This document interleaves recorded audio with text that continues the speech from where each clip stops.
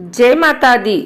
आइए सुनते हैं सीता अष्टमी की कथा, पूजन विधि एवं महत्व। सीता अष्टमी एक हिंदू पर्व है जिसे फाल्गुन माह के कृष्ण पक्ष की अष्टमी को मनाया जाता है।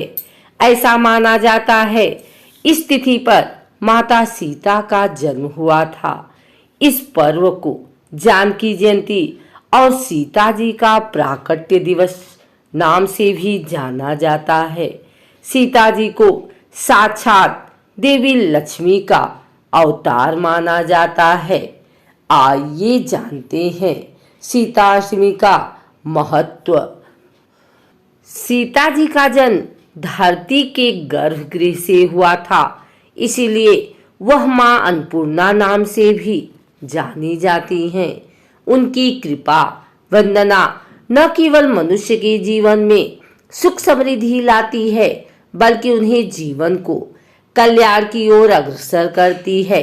सीता अष्टमी का व्रत मुख्यतः सुहागिन महिलाएं ही करती हैं, ताकि इस व्रत से उन्हें माता सीता जैसे ही गुणों की प्राप्ति हो और उनका दाम्पत्य जीवन में सुख का संचार हो।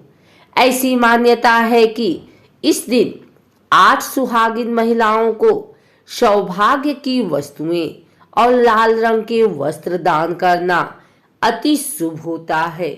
जो इस दिन व्रत रखता है और भगवान श्री राम और सीता माता की विधि विधान से पूजन करता है, उस सभी तीर्थों के समान पुण्य फल की प्राप्ति होती है। नव दंपति को पुत्र रत्न की प्राप्ति होती है। आइए सुनते हैं सीता अष्टमी पूजा विधि। इस दिन माता सीता के लिए सुहागिन महिलाओं की ओर से व्रत रखा जाता है। इस व्रत की पूजन विधि कुछ इस प्रकार है। सुबह स्नान करने और सभी काम निवृत्त होने के पश्चात माता सीता और मर्यादा पुरुषोत्तम श्री राम की हल्दी, चंदन, कंकु से पूजन करें। उनकी मूर्ति या तस्वीर पर श्रृंगार की वस्तुएं चढ़ाएं।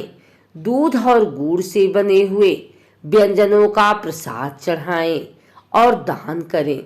संध्या होने पर और पूजा करने के बाद दूध और गुड़ से बने हुए व्यंजन से ही अपना व्रत खोलें। आइए सुनते हैं सीताष्टमी व्रत कथा। मिथिला राज्य के राजा जनक के राज्य में एक बार अकाल पड़ने लगा। शुभ फल की प्राप्ति के लिए वह स्वयं खेत पहुंचकर हल जोतने लगे। यज्ञ की भूमि तैयार करने के लिए हल से भूमि को जोत रहे थे। उसी समय हल एक पेटी पर अटक गया। उस पेटी को जब खोलकर देखा गया तो उसमें उन्हें बालिका को पाया।